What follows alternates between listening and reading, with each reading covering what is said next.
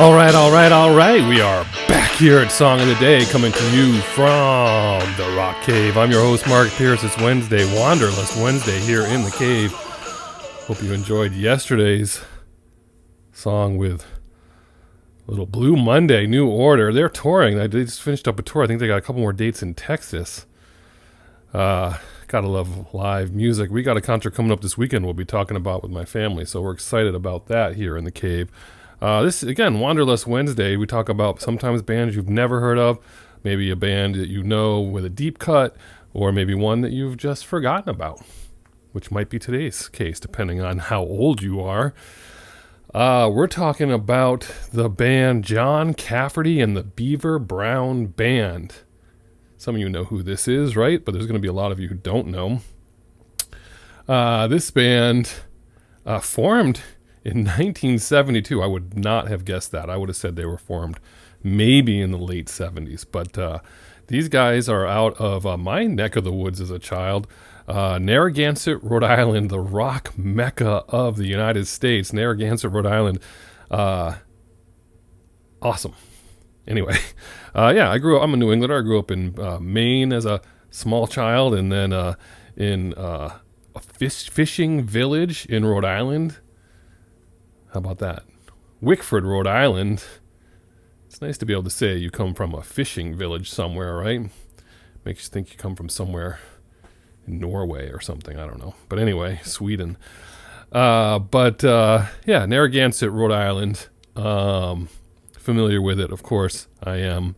And they started off being called just Beaver Brown, which they got off the name of a paint can.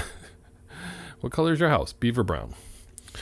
And by the way, they're still together. Some incarnation, what's the word I'm looking for of them? So 50 years of them. But basically a local band.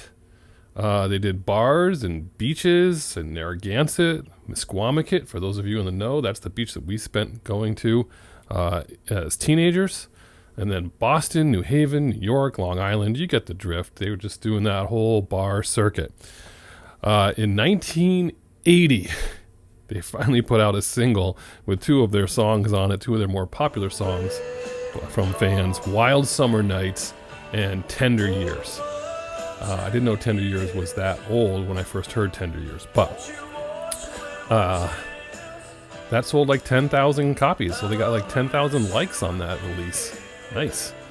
No major label interest. The reason being is they were a bar band and they just sounded a little bit too much like another artist out there. We'll talk about that in a second. But then a fan of theirs was a producer, and he was producing a movie about a legendary bar band. And so he was just like, hey, I'm going to go to John Cafferty and the Beaver Brown Band and be like, do you guys want to score the soundtrack to this movie? Which they did. And that was the movie Eddie and the Cruisers. Raise your hand if you remember that. Eddie and the Cruisers, that's when we all heard of them. That's when that came out. They put out, HBO picked up the movie after it was released. They played that all the time. That song, On the Dark Side, was a hit. This record sold 3 million copies, top 10 album. Then the single went to number 7, and it was just, it was a big deal. And Tender Years, I believe, was on that soundtrack. Am I right? I believe it was. Tender Years, the theme to my junior prom. Tender Years. I'm pretty sure I'm right on that. It was either that, I remember the contest, the voting contest, came down to that or Home Sweet Home from Motley Crue. I think that would have been a good one as well. Maybe better. I don't know. They put out, basically the soundtrack, and that's what put them on the map. Basically, it's the movie about a bar band that kind of makes it kind of big locally. It's kind of like the Commitments of the United States, I guess. I don't know. Something like that. They put out a second release. They put out a follow-up off the success of that, 1985. What did they put up? It was called Tough All Over. And that single was C-I-T-Y. Forgot about that song. And that title track, Tough All Over. That was the C-I-T-Y. I think both of them, or one of them, went to number 1 on the mainstream rock chart.